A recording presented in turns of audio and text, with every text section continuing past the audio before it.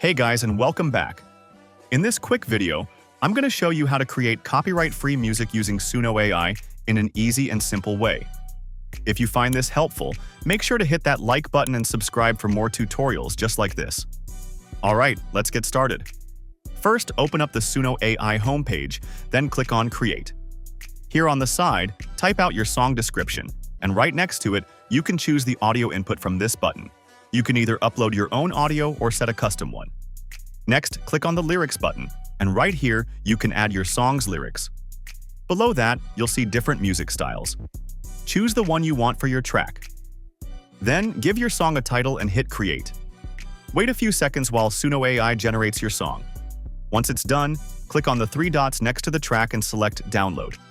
Now you've got your song ready. You can head over to YouTube and upload it.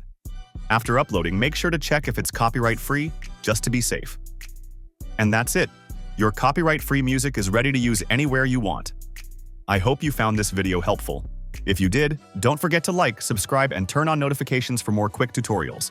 Thanks for watching, and I'll see you in the next one.